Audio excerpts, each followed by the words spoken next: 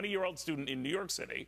The complaint alleging that Muntar Omar Saleh plotted to build and detonate a bomb for ISIS. Now, officials say the target may have been the George Washington Bridge, a second arrest made this afternoon in Staten Island, New York. Meanwhile, in Phoenix, officials now say that a suspect in that Garland, Texas terror attack planned to join ISIS.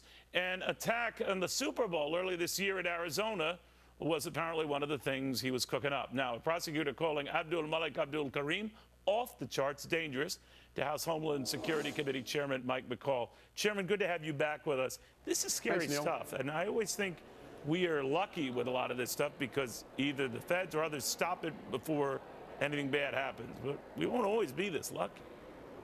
We've been very lucky, the good work of the FBI and Homeland Security, but they only have to be right one time. We have to be right 100%. We stopped the Garland attacks. We rolled up this guy who was going to had aspirational goals to attack the Super Bowl. Now the latest one in New York is a particular concern. He was planning to devise an explosive device that he learned to make over the internet. What's happening, Neil, is a new sort of wave of terrorism coming from out of Syria, from these terrorists that have Twitter accounts and then followers in the United States that they can activate almost like sleeper cells in the United States. And it's one of the biggest threats on the horizon that we see. Chairman, do you link or have authorities linked a lot of these to ISIS, or these individuals who are saying or we suspect are linked to ISIS when they might just be lone nuts?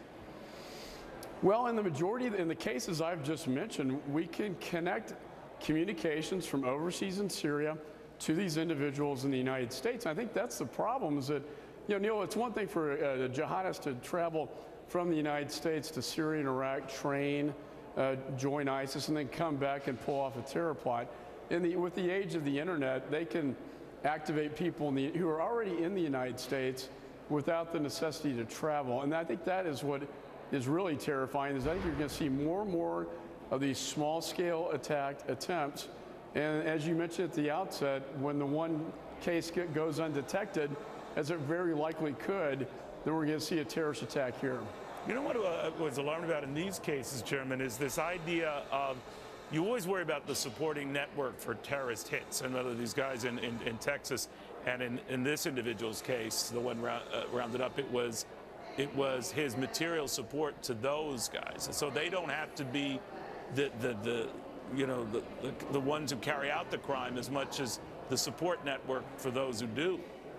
Sure, and I think you're seeing a conspiracy over the internet from Syria to the United States to multiple actors in the United States. Like in the Boston case, you had two other individuals involved with that. They're probably going to be small conspiracies and small-scale attacks, but given the volume and the chatter that's out there on the internet, online, that's what concerns FBI and Homeland Security officials the most, because you can't stop it all. And the other factor is the ability for them to go into what we call dark space or secure comm, where we have absolutely no ability to monitor the communications, even if we have a court order to do so.